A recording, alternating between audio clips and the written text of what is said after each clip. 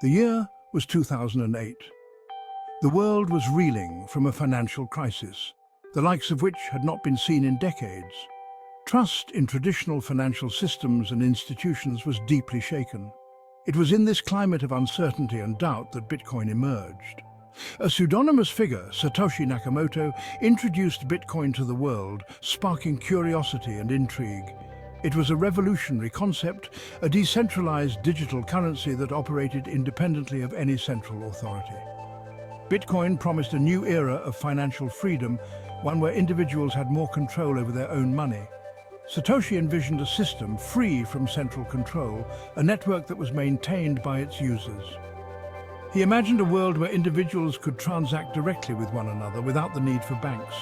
No banks, no intermediaries, just pure peer-to-peer electronic cash, enabling seamless transactions.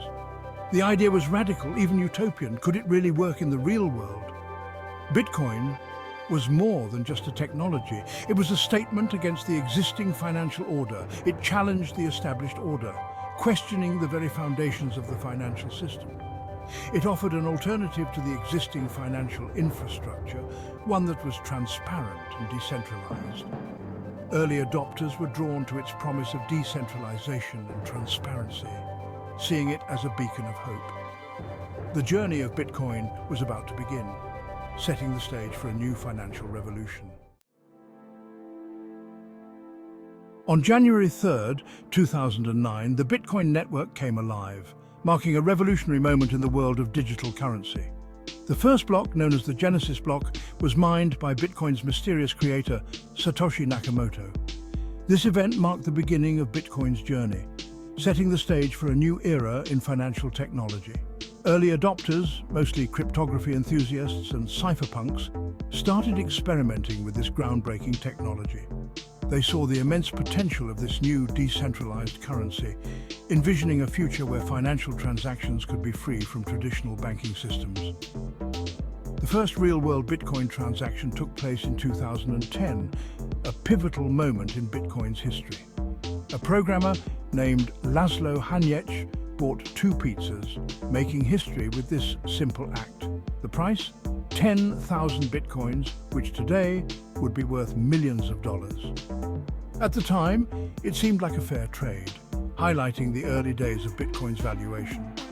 Little did anyone know that those pizzas would become legendary, symbolizing the humble beginnings of Bitcoin. They symbolized the potential of Bitcoin to be used in everyday transactions, paving the way for its future use. The community was small but passionate, driven by a shared vision of a decentralized financial system.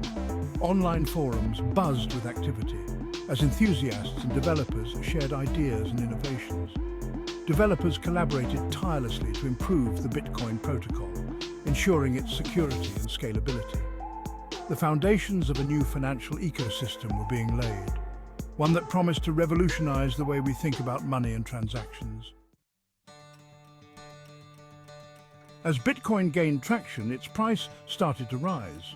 Early adopters saw their holdings increase in value. This attracted attention. People began to take notice of this new digital currency. Media coverage increased, further fueling interest.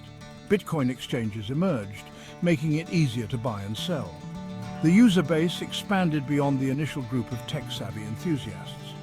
People from all walks of life began to invest. Some saw it as a speculative investment. Others believed in its potential to disrupt the financial system. The journey was not without its challenges. Technical issues arose, security concerns surfaced, but the community persevered, working tirelessly to address these challenges. Bitcoin was proving its resilience. Bitcoin's price continued to fluctuate wildly. It experienced periods of rapid growth followed by sharp corrections.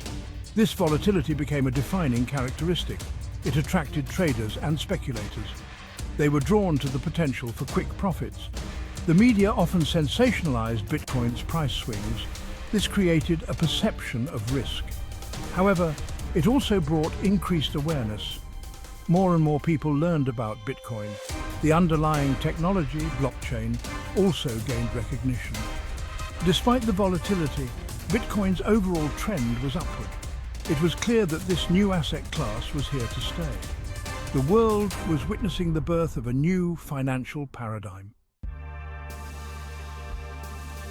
As Bitcoin matured, a narrative began to emerge. Bitcoin was increasingly seen as a store of value. Its limited supply, capped at 21 million coins, drew comparisons to gold. People began to refer to it as digital gold. Institutional investors started to take notice. They saw the potential of Bitcoin as an alternative asset class. Companies like MicroStrategy and Tesla added Bitcoin to their balance sheets. This institutional adoption further legitimized Bitcoin in the eyes of many. Bitcoin was no longer a fringe phenomenon, it had entered the mainstream. The question was no longer whether Bitcoin would survive, it was how far it could go. The rise of Bitcoin did not go unnoticed by regulators.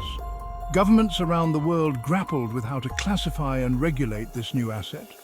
Some countries embraced Bitcoin, creating favorable regulatory environments.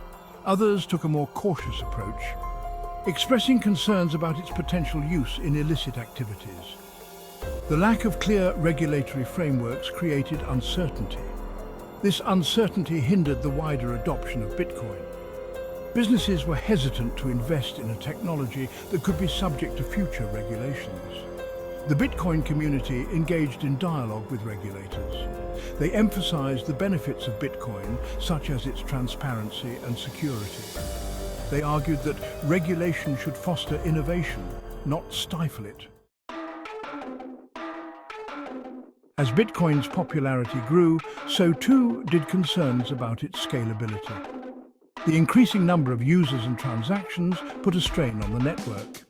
The Bitcoin network could only process a limited number of transactions per second, which was far less than traditional payment systems like Visa or MasterCard. This limitation led to network congestion and higher transaction fees, especially during periods of high demand.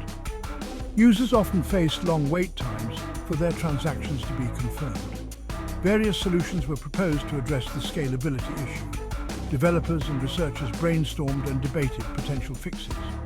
One approach was to increase the block size limit by allowing larger blocks. More transactions could be processed in each block. This would allow more transactions to be included in each block, potentially reducing congestion and lowering fees. Another approach was to implement second-layer solutions, such as the Lightning Network. This innovative technology aimed to handle transactions off the main blockchain. These solutions would allow transactions to occur off-chain, significantly reducing the load on the main Bitcoin blockchain and speeding up transaction times. The debate over scalability was often contentious. Different factions within the community had strong opinions on the best path forward. Different stakeholders had different visions for the future of Bitcoin. Some prioritized decentralization, while others focused on efficiency and speed. However, the community continued to innovate, seeking solutions that would allow Bitcoin to scale to accommodate global adoption. The collaborative efforts aimed to ensure Bitcoin's longevity and usability for future generations.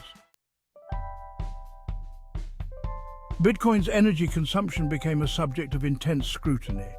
The proof-of-work consensus mechanism, which secures the Bitcoin network, requires a significant amount of energy. Critics argued that this energy consumption was unsustainable and contributed to climate change. The Bitcoin community acknowledged the need to address the environmental impact. They pointed out that Bitcoin mining incentivized the use of renewable energy sources. Miners were drawn to locations with cheap and abundant renewable energy. Furthermore, they argued that Bitcoin's energy consumption should be viewed in context. Traditional financial systems, with their vast infrastructure and energy-intensive processes, also had a significant environmental footprint. The debate over Bitcoin's environmental impact was complex and multifaceted. Despite the challenges, Bitcoin continued to evolve and grow. Developers worked tirelessly to improve the protocol, enhance its security, and expand its functionality further. The decentralized nature of Bitcoin made it resistant to censorship and control. New use cases emerged rapidly. Bitcoin was being used for cross-border payments, remittances, and as a hedge against inflation. Its decentralized nature made it particularly appealing in countries with unstable currencies or limited access to traditional financial services. The vision of Satoshi Nakamoto, a world empowered by decentralized digital currency, seemed closer than ever before. The journey of Bitcoin from a niche experiment to a global phenomenon is a testament to the power of ideas. Satoshi Nakamoto's creation has challenged conventional thinking about money and finance. It has sparked a global movement, inspiring countless innovators and entrepreneurs. The future of Bitcoin remains uncertain. It will likely continue to face challenges and controversies. However, one thing is clear. Bitcoin has ignited a spark. It has shown the world the potential of decentralized technologies. Its legacy will continue to shape the future of finance and beyond.